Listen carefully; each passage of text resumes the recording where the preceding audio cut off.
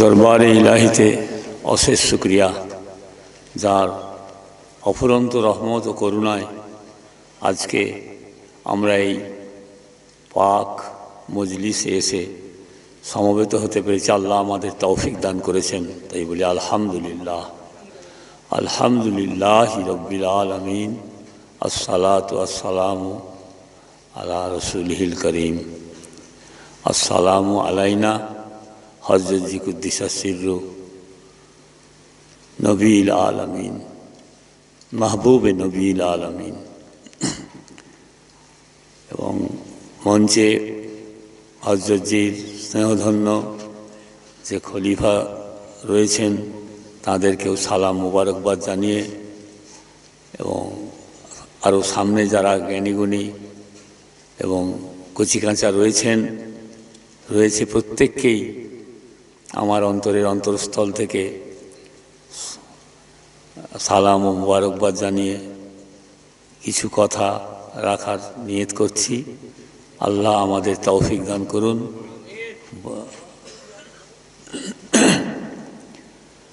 শুরুতে আমাকে ভাই বললেন যে কিছু কথা রাখতে হবে, উদ্বোধনী কথা। তা মঞ্চের উদ্বোধনীর কথা বলতে গেলে আজকে যে এবার শুরু হবে আমাদের বিশেষ মজলিস, তার শুরুয়াতটা কেমনভাবে আমরা করব।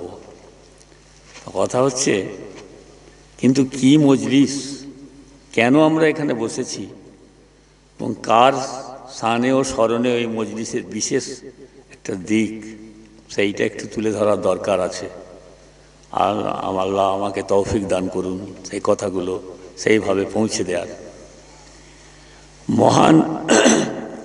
মহান বিশ্বনবীর শাশ্বত সত্য শিক্ষার আলোয় সুস্থ চেতনা সম্পন্ন মানবতার বিকাশ সাধনে ও সুষ্ঠু সমাজ গঠনে যেমন নিরলস প্রচেষ্টার উপকরণ, তেমনি চক্রান্তকারী বিভেদকামী শক্তির মূলোৎপাটনে রেখে গেছেন ডায়াগনোসিস ও প্রেসক্রিপশন। ইতিহাসের অনিন্দ্য সুন্দর নিরপেক্ষ গবেষণায় সঠিক তত্ত্ব ও তথ্য সমৃদ্ধ বই পুস্তক রচনা, সংকলন ও পরিবেশনে হযরত জি কুদ্দিসা সিররু আজও অমর, অনুসন্ধিৎসু জ্ঞান পিপাসু পাঠকের অন্তরে। যুগপৎ বর্তমান ও ভবিষ্যৎ প্রজন্মের জন্য যে অমূল্য রত্ন তথা কুদরতি নেয়ামত রেখে গেছেন, তারই স্মৃতিচারণ করব ইনশাআল্লাহ। তাই তিনি যে বই পুস্তকের কথাই বলেছি যা রেখে গেছেন, সেই পণ্ডিতদের সমীক্ষা থেকে কিছু অংশ আমি পাঠ করে শোনাবো ইনশাআল্লাহ। হযরত জি তো অনেক বই কেতাব আল্লাহ সুবহানাহু ওয়া তাআলার অফুরন্ত রহমত ও করুণায় সেইভাবেই করে গেছেন, পরিবেশন এবং সংকলন করে গেছেন। তাতে এই বইটা বিশেষ করে আমরা এখন পণ্ডিতদের সমীক্ষাটাকে তুলে ধরার জন্যে, যে সেখানে হযরত জি কেমন সুন্দরভাবে বিভিন্ন তত্ত্ব সমৃদ্ধ কথাগুলোকে সংকলন করেছেন এবং ঠিক জায়গা মতো পরিবেশনের সুযোগ দিয়েছেন। এখন এই পণ্ডিতদের সমীক্ষা বইয়ের 162 পৃষ্ঠা থেকে তো গুরু নানক ও কবির এই হেডিংটা বা টাইটেলটার নাম হচ্ছে কি, 162 পৃষ্ঠায় পণ্ডিতদের সমীক্ষা। এই বইয়ের গুরু নানক ও কবির প্রসঙ্গে তিনি কথা বলছিলেন। এখন হযরত জি কুদ্দিসা সিররু বলছেন, প্রশ্ন হতে পারে পণ্ডিতদের সমীক্ষায় বসে গুরু নানক ও কবিরকে এখানে টানা হচ্ছে কেন? উত্তর হলো, এরা ঠিক পণ্ডিত শ্রেণীভুক্ত না হলেও এদের শিক্ষা ও দীক্ষায় হাজার হাজার মানুষ আকৃষ্ট ও প্রভাবিত। তাই এদের সম্বন্ধে কিছু আলোচনার প্রয়োজন আছে। শিখ গুরু নানক দেশ বিদেশে ঘুরতে ঘুরতে এক সময়ে মক্কা নগরীতে গিয়ে উপনীত হন। ক্লান্ত হয়ে পথিমধ্যে তিনি পবিত্র কাবার দিকে পা মেলে বসেন। জেনে রাখা দরকার, কাবা হচ্ছে পৃথিবীর সবচেয়ে পুরানো আদি মসজিদ। জনৈক মুসলমান ফকির গুরু নানককে নাকি বলেছিলেন, হে নির্বোধ, ওদিকে কাবায় আল্লাহ আছেন আর তুমি ওদিকে পা মেলে বসেছ। গুরুজি বললেন, বাবা, যেদিকে আল্লাহ নেই দয়া করে সেই দিকে আমার পা দুটি ঘুরিয়ে দিন না। তখন সেই ফকির নিরুত্তর হয়ে গেল। এ ঘটনা যদি সত্যিই হয় তাহলে আমরা দেখতে পাই উক্ত ফকির ছিলেন একজন গণ্ড মূর্খ লোক। আল্লাহ কেবল কাবায় থাকেন এরূপ ভ্রান্ত শিক্ষা ইসলাম কোনোদিন দেয়নি। আল্লাহ কেবল কাবায় থাকেন এরূপ ভ্রান্ত শিক্ষা ইসলাম কোনোদিন দেয়নি।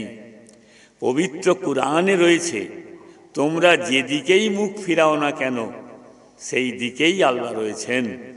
অর্থাৎ আল্লাহ বিশ্ব নিখিলের সর্বত্র পরিব্যাপ্ত ও বিরাজমান। আল্লাহ বিশ্ব নিখিলের সর্বত্র পরিব্যাপ্ত ও বিরাজমান। তিনি রয়েছেন অনলে অনিলে, গগনে বনে তপনে, ভূধরে সাগরে বিটপিলতায়, জলদের গায় শশী আর তারকায়। ঊর্ধ্ব গগন থেকে নিয়ে অতল পাতাল পর্যন্ত প্রতিটি ধূলিকণার ভেতরে, প্রতিটি জলবিন্দুর মধ্যে আল্লাহর অস্তিত্ব। তবে হ্যাঁ, মুসলমানেরা পবিত্র কাবার দিকে পা মেলে বসে না বা শোয় না কেন? বেয়াদবি হবার কারণে। যেমন আমরা পিতামাতা, গুরুজন, ওস্তাদ, কোনো গণ্যমান্য ভদ্রলোক, আলিম বা পীর ফকির লোকের দিকে পা মেলে বসা বা শোয়া বেয়াদবি মনে করি, তেমনিভাবে পবিত্র কাবার দিকে পা মেলে বসা ও শোয়া বা কাবার দিকে মুখ বা পিঠ করে প্রস্রাব পায়খানায় বসা বেয়াদবি মনে করি। ফকির সাহেব যদি কাবার সম্মান রক্ষার জন্যে কাবার দিকে পা মেলে বসতে গুরুজিকে নিষেধ করতেন তাহলে হয়তো তিনি একথা মেনে নিতেন। মুসলমানেরা এ ধারণাই করেন না যে আল্লাহ কেবল কাবায় থাকেন কি মসজিদেই থাকেন। কোনো মুসলমানেরা এ ধারণাই করে না যে আল্লাহ কেবল কাবায় থাকেন কি মসজিদেই থাকেন। কোনো অশিক্ষিত মুসলমানের কর্ম ও বাণী থেকে ইসলামের ধারণা করাই যায় না। বড় বড় ইংরেজ ও হিন্দু ঐতিহাসিকেরাও এ ধরনের ভুলই করেছেন। গুরু নানক কোনো এক দেশে ঘুরতে ঘুরতে মসজিদের একদম ভেতরে ঢুকে পড়লেন। মসজিদে সকলে সমবেতভাবে নামাজ পড়ছিলেন।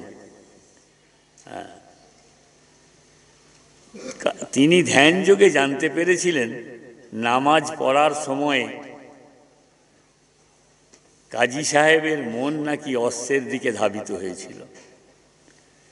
গুরু নানকের মন্তব্য হল, আল্লাহর উপাসনা বা ধ্যান করার সময় তাদের মন যদি অশ্বের দিকে ধাবিত হয়ে থাকে তাহলে আল্লাহর ধ্যান হলো কিরূপে? তবে নানক সাহেব নাকি এক মনে ঈশ্বরের ধ্যান করেছিলেন, সুতরাং তিনি ঠিকই নামাজ পড়েছেন। আমাদের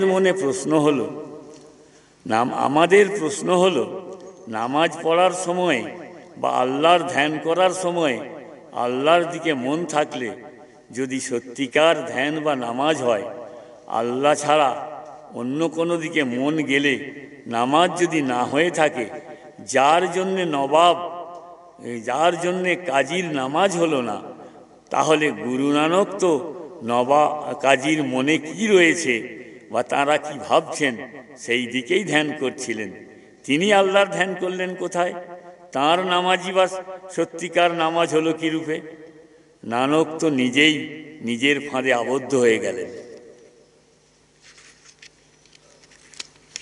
আমাদের মন্তব্য হলো, কোনো মুসলমান যদি ভুল করে বা ভুল মতবাদ পোষণ করে তাহলে তাদের শিক্ষা দেওয়া, তাদের ভুলের সংশোধন করা সহজ। কিন্তু ইসলাম এমন কোনো অযৌক্তিক দর্শনের প্রচার করেনি বা এমন কোনো ভ্রান্ত সংবিধান বা আচার অনুষ্ঠানের শিক্ষা দান করেনি যে ইসলামের সংস্কার করার জন্য নানকের মতো একজন গুরুর প্রয়োজন হবে। ভারতের আরেকজন সন্তের নাম হলো কবির। তিনি বলেছেন, ঈশ্বর কৈলাসেও নেই, কাবায়ও নেই, মন্দিরেও নেই, মসজিদেও নেই। অর্থাৎ তিনি বলতে চেয়েছেন মন্দির মসজিদের কোনো প্রয়োজন নেই। যেখানে সেখানে রাস্তাঘাটে, বৃক্ষতলে, নদীর তীরে, নির্জন স্থানে বসে ঈশ্বরের ধ্যান করলেই তাকে পাওয়া যাবে। তাই তো কাজী নজরুল ইসলাম বলেছেন, কাটায়ে উঠেছি ধর্ম আফিম নেশা, ধ্বংস করেছি ধর্ম যাজকি পেশা। ভাঙি মন্দির, ভাঙি মসজিদ, ভাঙিয়া গির্জা, গাহি সঙ্গীত। সুতরাং কাজী নজরুল ইসলাম এবং নানক, কবির প্রমুখ ধর্ম সংস্কারকগণ মসজিদ মন্দিরে গমন, পূজা অর্চনার জন্য, আচার অনুষ্ঠান করার জন্য, মুসলমানদের আজান, নামাজ, হজ প্রভৃতি আচার অনুষ্ঠানের তীব্র নিন্দা সমালোচনা করেছেন। তাদের মতে ঈশ্বর আরাধনার জন্য মসজিদ বা মন্দিরে যাবার প্রয়োজন নেই, হজের জন্য কাবা যাত্রার প্রয়োজন নেই। ঈশ্বর তো মানবের হৃদয়েই বিরাজমান। সুতরাং যেখানে হোক বসে তাঁর ধ্যান করলেই তাকে লাভ করা যাবে। মুসলমানেরা মসজিদে উচ্চ ঈশ্বরে আজান দেয় কেন? আস্তে আস্তে বা মনে মনে ঈশ্বরকে ডাকলে কি তিনি শুনতে পান না? এ ধরনের মন্তব্য তাঁরা করেছেন। এ বিষয়ে বেশি বাড়াবাড়ি না করে মোটামুটিভাবে আমরা একটু আলোচনা করতে চাই।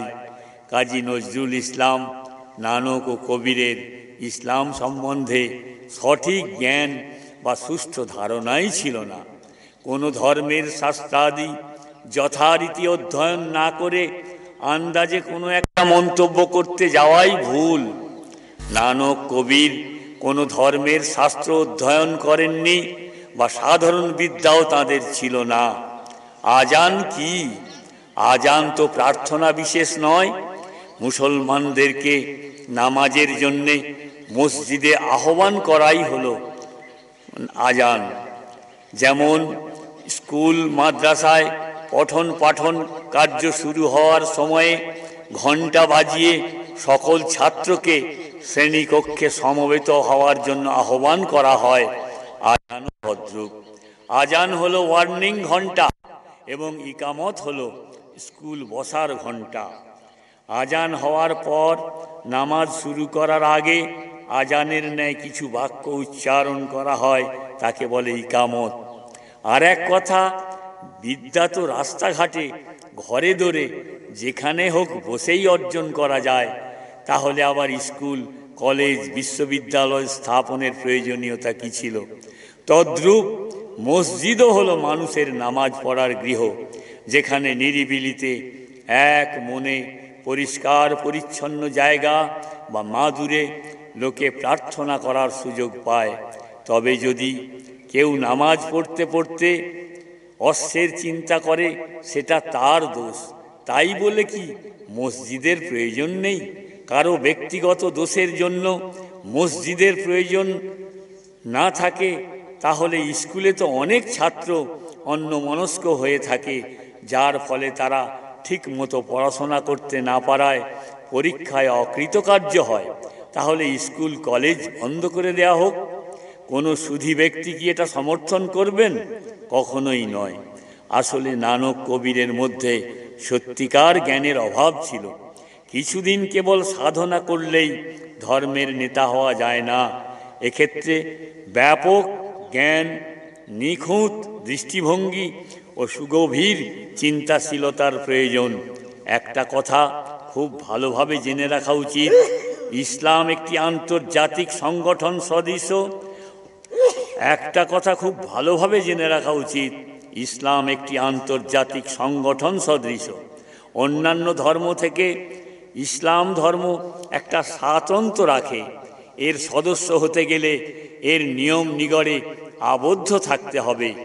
কোনো স্কুল কলেজের শিক্ষার্থী হতে গেলে সেই সংশ্লিষ্ট স্কুল কলেজের নিয়ম কানুন মেনে চলতে হয়। ইসলামও তদ্রূপ। এই কথাটা মনে রাখলে ইসলাম সম্বন্ধে ভুল বোঝাবুঝি হবে না। মুসলমানের ইউনিফর্মটাও গ্রহণ করতে হবে। যেমন এক এক শিক্ষায়তনে এক একটি ইউনিফর্ম থাকে। কেউ কেউ বলেন মুসলমানের ইউনিফর্ম হলো দাড়ি, কিন্তু না, এটা ভুল। কারণ বহু অমুসলিম মনীষীর দাড়ি ছিল এবং এখনও অনেকের আছে। সুতরাং দাড়ি মুসলমানের ইউনিফর্ম নয়। মুসলমানের ইউনিফর্ম হলো দাড়ি বড় রাখা এবং গোঁফ ছোট রাখা। মুসলমানের ইউনিফর্ম হলো দাড়ি বড় রাখা এবং গোঁফ ছোট রাখা। মহান বিশ্বনবী সাল্লাল্লাহু আলাইহি ওয়াসাল্লাম বলে গিয়েছেন, অমুসলমানের থেকে নিজেদের একটা স্বাতন্ত্র্য বজায় রাখো, দাড়ি রাখো পর্যাপ্ত পরিমাণে এবং গোঁফ ছোট করো। মহান বিশ্বনবী সাল্লাল্লাহু আলাইহি ওয়াসাল্লাম দাড়ির দৈর্ঘ্য ও প্রস্থ ছাঁটতেন বেশ সাজিয়ে পরিপাটি করার জন্যে। মহান বিশ্বনবী সাল্লাল্লাহু আলাইহি ওয়াসাল্লাম বলেন, আল্লাহ সুন্দর, তিনি সৌন্দর্য ভালোবাসেন। তিনি আরও বলেন, যার চুল আছে সে যেন চুলের যত্ন করে। কলকাতা বিশ্ববিদ্যালয়ের অধ্যাপক ডক্টর অতুলচন্দ্র রায় মহাশয় লিখেছেন, হিন্দু ও শিখ ধর্মাচার্যগণ ধর্মে সংস্কার প্রবর্তন করিয়া ইসলাম ধর্মের অগ্রগতির পথ রুদ্ধ করিতে সাহায্য করিয়াছিলেন। ভারতের ইতিহাস ও ভারতবাসী এই বইয়ের 106 পৃষ্ঠা থেকে তোলা হয়েছে। অন্যত্র জনৈক ঐতিহাসিক বলছেন, এভাবেই খ্রিস্টীয় দ্বাদশ শতাব্দীর শেষ ভাগ থেকে ভারতের বুকে যখন ইসলাম ধর্মের একেশ্বরবাদ ও জাতিভেদ বিবর্জিত আলো সমাজে এক তীব্র প্রতিক্রিয়ার সৃষ্টি করে, তখন হাজার হাজার এই ভারতীয় ইসলামের প্রতি আকৃষ্ট হয়ে নিজ ধর্ম ত্যাগ করে ইসলাম ধর্ম গ্রহণ করে। তখন সেই বিপন্ন ধর্মকে রক্ষা করার জন্য দক্ষিণ থেকে উত্তরে, পূর্ব থেকে পশ্চিমে ভারতের দিকে দিকে আবার ধর্মগুরুরা জন্মগ্রহণ করেন। এখন আমরা বলতে চাই, মানুষকে গোঁড়ামিমুক্ত করার জন্যে, মানুষকে উদারতার শিক্ষা দেবার অভিপ্রায়ে নানক, কবির প্রমুখ উদারতার মূর্ত প্রতীকদের আমাদের সামনে তুলে ধরা হয়। এখানে আমাদের বক্তব্য হলো, উক্ত সাধক বর্গ যদি উদারপন্থী ছিলেন, এবং উদারতার অর্থ হচ্ছে সমাজে, উদারতার অর্থ হচ্ছে আজ বিদগ্ধ সমাজে যত মত তত পথ, তাহলে ইসলাম ধর্ম গ্রহণে উক্ত সাধকগণের গাত্রদাহ হলো কেন? তারা তো জানতেন ইসলামও একটি মত বা পথ। ধর্ম হলো মানবের অন্তরের ব্যাপার। মানুষ যে ধর্ম খুশি গ্রহণ করতে পারে, তাতে আপত্তি কি আছে? তারা নিজ ধর্মকে টিকিয়ে রাখার প্রয়োজনীয়তার জন্য এই কথাগুলো অনুভব করলেন। কেন?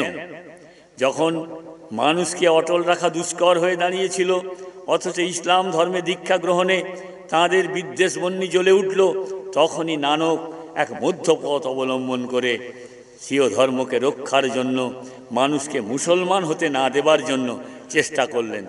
আমরা বলতে পারি, নিশ্চয়ই তারা ভাবতেন যে নিজ ধর্মই ঠিক, ইসলাম ধর্ম ঠিক নয়। তাই তারা ধর্মকে টিকিয়ে রাখার জন্যে সুনিশ্চিত পরিকল্পনা গ্রহণ করেন। ধর্মাচার্যগণ নিজ ধর্ম টিকিয়ে রাখার জন্যে যে প্রচেষ্টা চালিয়ে যান, তাতে আমাদের কোনো আপত্তি থাকতে পারে না। কারণ তারা তো গোঁড়া বলেই অভিহিত, তাদের কর্তব্য তারা করবেনই তো। কিন্তু আপত্তি সাধক ও ধর্মগুরুদের ক্ষেত্রে। ধর্মমত তো দূরের কথা। ঐতিহাসিক অতুলচন্দ্র রায় লিখেছেন, মুসলমানদের পোশাক পরিচ্ছদের অনুকরণ করায় গুরু নানক খেদ প্রকাশ করেছিলেন। ভারতের ইতিহাস ও ভারতবাসী এই বইয়ের 107 পৃষ্ঠায় পাওয়া যাবে। যে গুরু নানক উদারতার অবতার হিসাবে আমাদের সামনে আসছেন, তিনি কতটা সংকীর্ণ দেখুন। তাই উদারপন্থী জনগণের আদালতে গোঁড়াপন্থী মানবের পক্ষ থেকে আমরা বিচার প্রার্থী হই। যে তাঁরাই বলুন গোঁড়ামি মুক্তকে বড়ই বিস্ময় লাগে। আল্লাহ আমাদের সঠিক সমঝ দান করুন। এই কিতাব আমরা যদি ঠিক মননশীলতার সঙ্গে আমরা অন্তরকে একভাবে এই বই পড়ার সময় যদি একটু মেজাজ মগজকে এদিকে রেখে আমরা এই বইকে যখনই পড়ি এ থেকে অমূল্য রত্ন হাসিল করা যাবে। আল্লাহ আমাদের তৌফিক দান করুন। এই কিতাব এ বই এ মামুলি বই নয়। হযরত জি কুদ্দিসাস সিররু যেভাবে আমাদের সামনে বিভিন্ন বই তুলে ধরেছেন, সেই বইগুলো একটা মামুলি বই বলে আমরা যাকে মনে করি, কি অমূল্য কথা। সেই চটি বইয়ের মধ্যেও কি সুন্দর নিয়ামত তিনি রেখে গেছেন। তারপরে ইসলামী আদব শিক্ষা, যে একটা সাধারণ চটি কথা, ইসলামের সার কথা, এই বিভিন্ন বইগুলো। ধর্ম কি, হ্যাঁ, এই যে বই অন্তত অর্ধ শতাধিক 50-এরও বেশি বই আল্লাহ সুবহানাহু ওয়া তাআলা হযরত জি কুদ্দিসাস সিররুকে দিয়ে সেইভাবে রচনা করিয়েছেন এবং সংকলন ও পরিবেশনের তৌফিক দান করেছেন। আমরা আজও এই মজলিসে বসে সেই কথাগুলো যদি স্মরণ করি আর হযরত জি কুদ্দিসাস সিররুর যে অবদান, আর আমরা সেই নিয়ামতের যদি কদর করতে না পারি, আল্লাহ আমরা অপরাধী। আল্লাহ তুমি আমাদের এই অপরাধ ক্ষমা করো। আমরা যেন সঠিক কর্তব্য পালনে, আমরা যেন ইখলাসুন নিয়েতে আমরা আমাদের কর্তব্য পালন করতে পারি। ওগো আল্লাহ, হযরত জি কুদ্দিসাস সিররুর সেই তিনি আমাদের পথ যেভাবে দেখিয়ে গেছেন, আমরা যেন তার প্রতি সেই শ্রদ্ধা ভক্তি এবং সেই মানে আবেগ রেখে আমরা যেন নিজেদের কর্তব্যে গাফিলতি না করি। আল্লাহ তুমি আমাদের তৌফিক দান করো। তোমার কাছেই আমাদের এই আকুতি।